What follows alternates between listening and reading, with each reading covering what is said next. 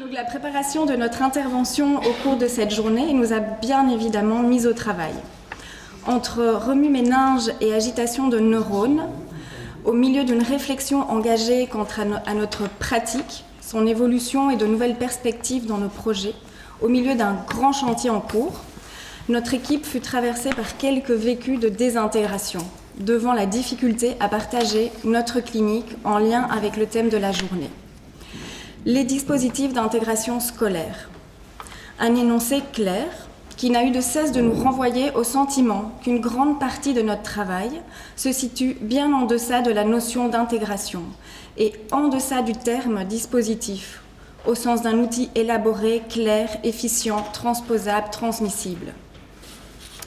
Comment dès lors partager quelque chose de notre pratique clinique, de sa diversité, d'une manière qui donne à sentir notre cadre et nos rythmes d'intervention, notre réalité de terrain? Comment imager nos tentatives quotidiennes de faire naître de vraies rencontres pour que des liens empreints de sens puissent se tisser entre les différents acteurs de la scène scolaire? À la fois à l'intérieur de l'école et à l'extérieur, sous différentes casquettes, comment nous mettre à disposition autour des besoins de l'enfant pour que s'assemblent les dimensions individuelles, interindividuelles, groupales, institutionnelles. Trouver la juste place et une place pour chacun. Voilà l'enjeu de ce qui apparaît comme notre dispositif. Dentelière ou passeuse, ces qualificatifs nous semblent illustrer notre fonction d'étayage du lien. Lien souvent précaire entre l'école et la famille, voire au sein même de l'école. Comment faire pour que nos propositions, nos actions prennent sens dans le cheminement des familles, pour ensuite s'inscrire hors des murs de l'école dans la toile du réseau? Au travers de quelques vignettes cliniques, nous tenterons de partager notre clinique quotidienne en gardant comme fil rouge la multiplicité des dimensions traversées, en tentant de dégager les mécanismes, les outils qui favorisent ou entravent les mouvements d'intégration. Je passe la parole à Nathalie.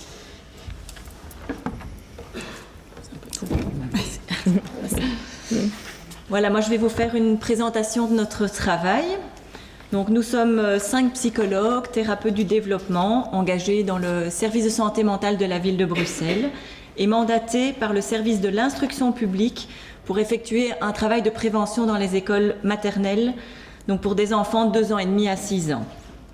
À nous 5, nous occupons 4 temps plein et 1 quart et menons ce travail dans 17 écoles différentes.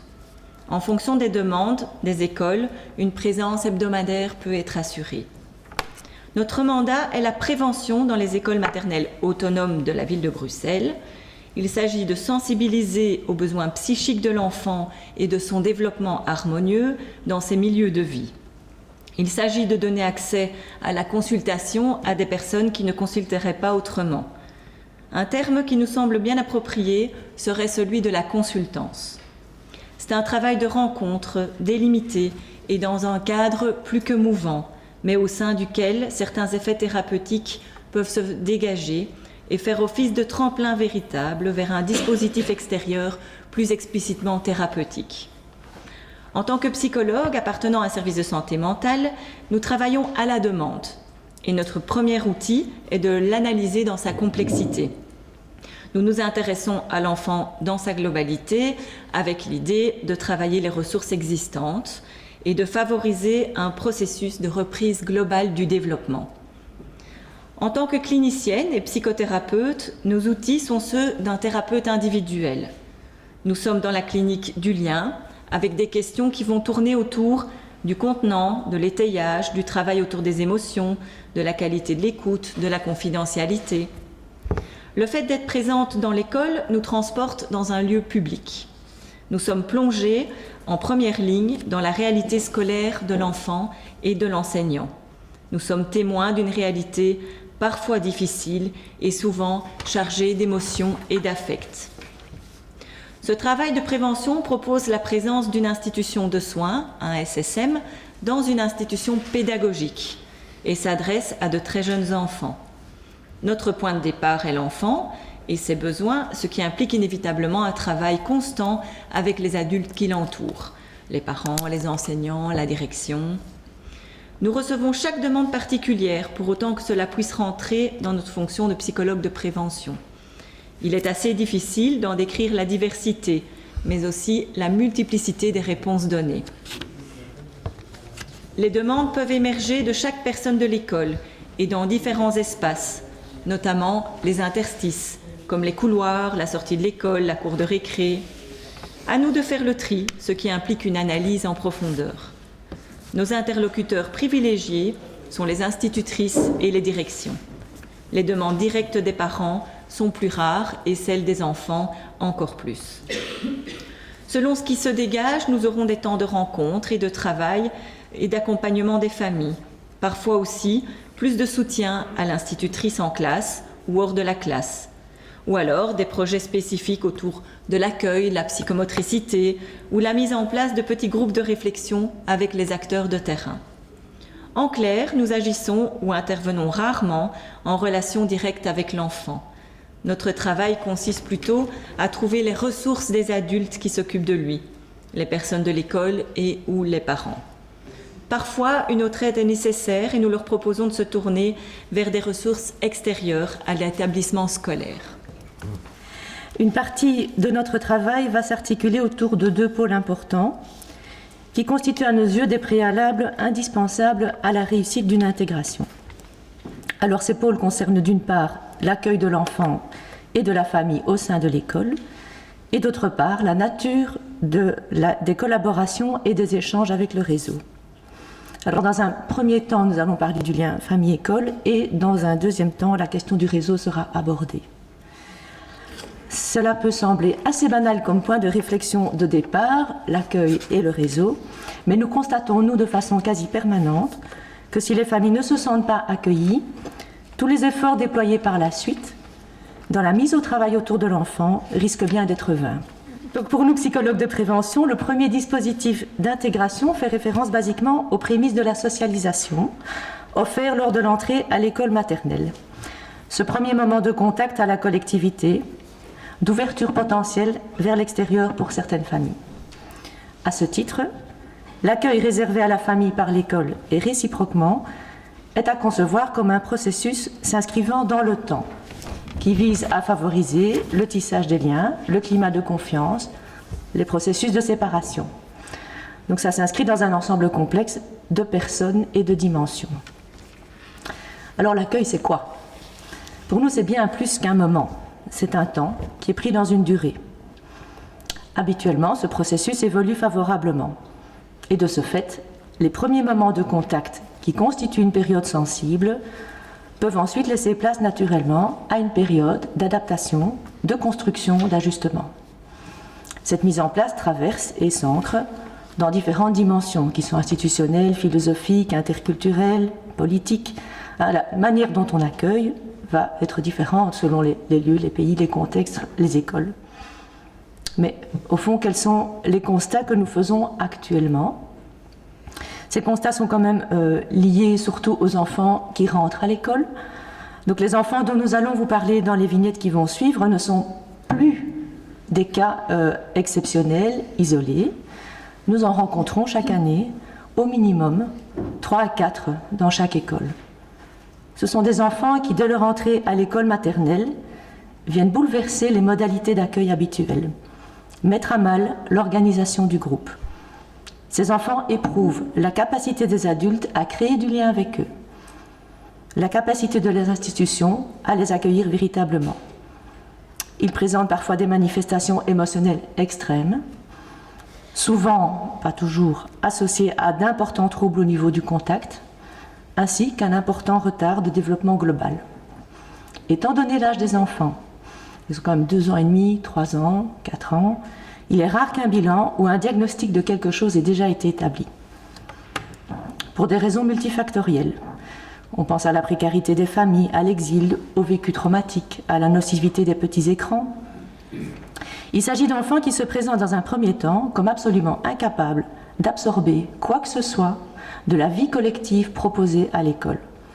Ils ignorent tout des consignes, Ils peuvent être très intolérants à la frustration, hors langage, très souvent, dans une hyperactivité majeure ou une très grosse inhibition.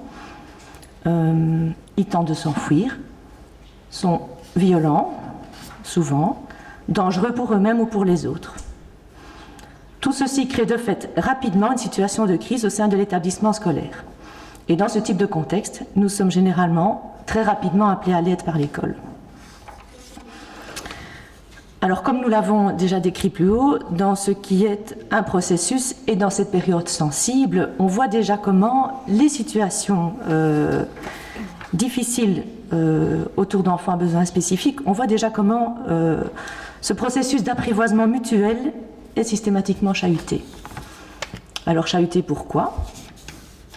Donc, dans ce moment sensible, vraiment de début à l'école, le temps de la rencontre est modifié. Il s'inscrit dans l'urgence. Il est conditionné par une demande spécifique. Cette demande signale quelque chose de l'ordre d'une difficulté à accueillir. Très fréquemment, il y a une demande de l'école pour une diminution du temps d'accueil de l'enfant à l'école. Et donc, ce qui est énoncé ou agi peut déjà faire violence. Et donc, au moment même où il faudrait laisser du temps aux familles, l'institution pose une demande vis-à-vis de celle-ci qui lui fait presque inévitablement vivre quelque chose de l'ordre de la stigmatisation, voire de l'exclusion, ce d'autant plus que l'enfant est jeune.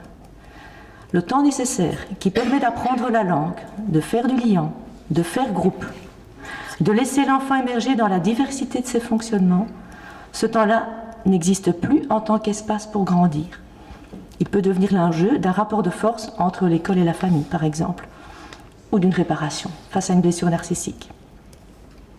L'école, quant à elle, ressent la nécessité de proposer très vite une rencontre aux parents pour mieux soutenir l'enfant dans ses besoins et puis soutenir l'enseignant dans la gestion du groupe classe. Il y a aussi parfois la conviction que l'enfant n'est pas à sa place dans cet environnement-là, ce qui est signifié à la famille, plus ou moins directement, avec plus ou moins de bienveillance et dans des délais plus ou moins rapides, selon les écoles, le personnel disponible, l'ambiance dans l'équipe, etc. Donc dans ce cadre, et en lien avec cette journée concernant les dispositifs d'intégration, eh bien, nous avons beaucoup plus souvent l'impression de lutter contre des processus de désintégration, alors même qu'il n'y a pas encore eu de possibilité d'intégration.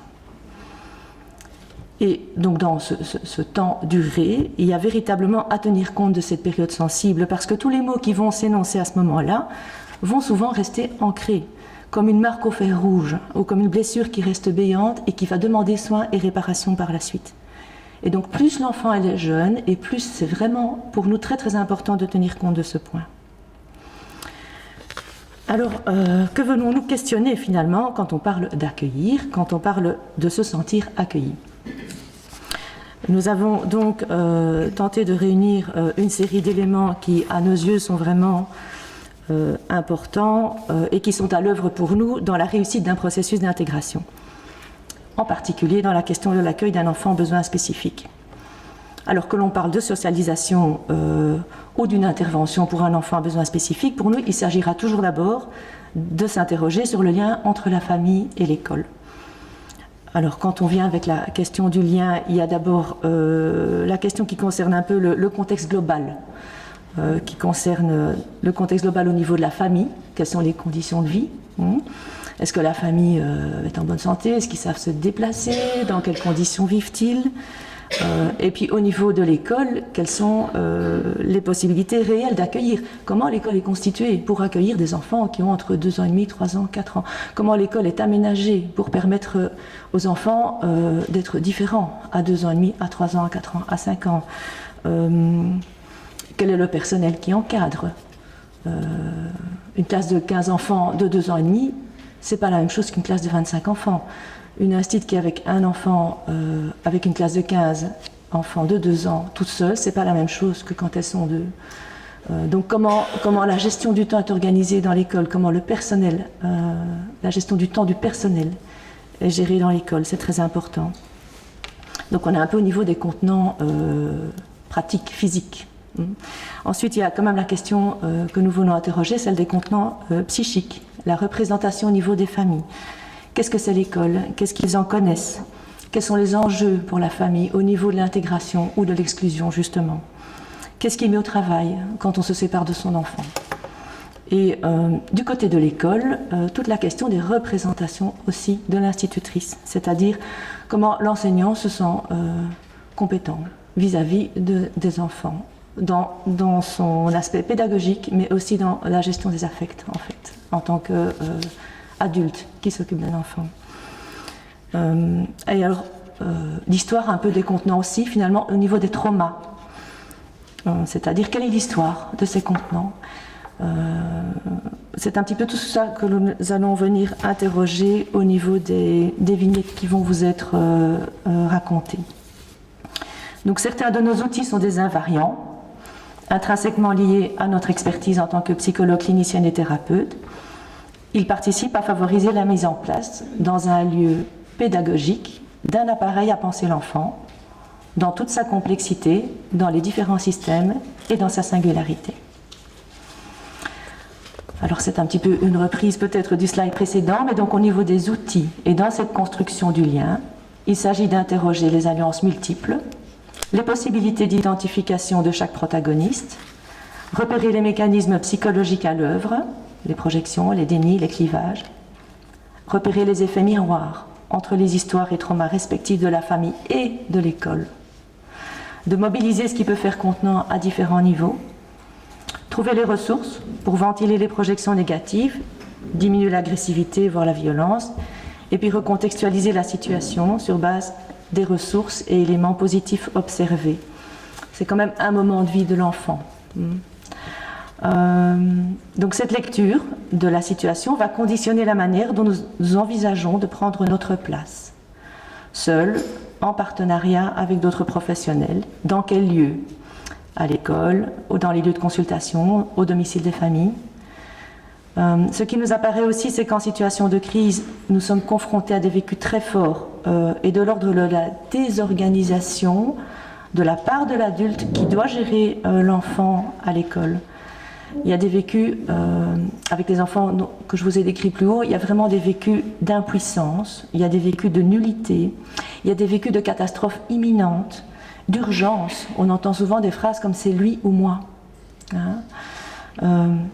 Et donc, en premier lieu, quand on parle d'intégration, eh bien nous on s'est dit peut-être qu'on doit d'abord traiter notre vécu de désintégration face à l'immensité, voire de temps en temps l'impossibilité de la tâche qui se présente à nous. Cette épineuse question. Comment allons-nous mettre ensemble cette école-là, avec cet enfant-là et cette famille-là? La présentation des 2 premières vignettes cliniques vient déployer ce que peut vouloir dire le terme accueillir ou se sentir accueilli dans cette dialectique du lien famille, enfant, école. Donc tout ceci en fait quand même pour dire que quelle que soit la manière dont l'enfant manifeste son mal-être dans l'école, et malgré la bienveillance qui peut être déployée autour d'un enfant donné, si une vraie rencontre autour de l'enfant ne s'est pas produite, les efforts qui sont déployés ensuite sont voués à l'échec. Et une vraie rencontre, ça signifie vraiment énormément de choses. Et donc tout ceci nous amène en fait quand même aussi à la question du réseau, de la mise en lien et des échanges avec le réseau. Voilà. C'est moi? Ouais. Oui. Je voulais dire juste encore une chose, mais parce que nous on est baignés tout le temps dedans, mais l'institutrice elle doit accueillir 7 enfants, mais elle doit accueillir aussi les 23 autres. Donc voilà, il y a des fois où elle est un peu tendue dans le choix qu'elle doit faire. Voilà, ça je voulais préciser parce que c'est important. Donc l'autre point que nous souhaitons évoquer aujourd'hui est le rôle du réseau dans les conditions de réussite d'une intégration dans une école. Nous réalisons un important travail de mise en lien école, famille, réseau. Nous constatons très régulièrement que là où cela fonctionne le mieux, c'est là où il y a du lien. Nous avons évoqué précédemment les jalons d'un accueil et d'une rencontre véritable de l'école avec l'enfant et la famille. De la même façon, nous expérimentons que la manière dont les jalons vont se poser entre le lieu d'accueil de l'enfant et les intervenants extérieurs va impacter la réussite de l'intégration de l'enfant au sein même de l'école. En tant qu'envoyeurs, au sein de notre propre service, nous interrogeons régulièrement la question du passage, de l'assemblage entre la réalité de l'école et la réalité des lieux de consultation. De par notre place et notre fonction très spécifique, Comment transmettre les éléments d'observation de l'enfant, notre compréhension et la lecture de la dynamique famille-école pour que tout cela fasse sens et soit utilisable par le réseau? Comment mettre ensemble les différents aspects des situations déposées, racontées dans différents lieux à différentes personnes? Comment aider le réseau à accueillir, tenir compte des possibilités ou impossibilités relatées par le terrain de l'école? Comment même imaginer dans un discours banalisant de parents ou de professionnels que la situation est en fait critique à l'école? Du côté des familles, nous pensons que notre façon de nous mettre en lien dans le réseau peut constituer un support d'identification pour celles-ci et favoriser les passages, les transferts entre le dedans et le dehors de la famille. Dans ce long et lent travail de rencontre entre la famille et l'école et de construction de la confiance, nous œuvrons à créer les temps, les espaces, les lieux pour penser l'enfant ensemble dans cette jonction du dedans et du dehors de l'école. L'objectif se situe au-delà de la simple collaboration. Il s'agit d'éviter les clivages, les bons soignants d'un côté, la méchante école de l'autre, et prévenir l'attaque des liens entre l'école et le réseau. Il s'agit de travailler à éviter les projections de tout un chacun. Créer un espace pour penser sur le comment communique-t-on, avec qui, sur ce qui va faire transition et transfert, sur ce qui va permettre à l'enfant de se déployer dans son environnement scolaire. Dans les situations que nous sentons un risque de rupture, de par les symptômes importants de l'enfant, des parents ou de l'école, nous sommes convaincus qu'il est indispensable de créer la rencontre avec progressivement tous les acteurs de la situation. Cette mise en lien n'est pas évidente, de par la clinique, le temps et la surcharge des services. Elle demande beaucoup d'énergie. Si elle est pensée par chacun comme nous comme une continuité sine qua non, comme une condition sine qua non de la continuité des soins, les intervenants peuvent s'entraider pour que ces liens portent les familles. Voilà, c'était notre point de vue, notre angle de vision, non exhaustif bien sûr, et sans doute avec des tâches à l'aveugle. Merci.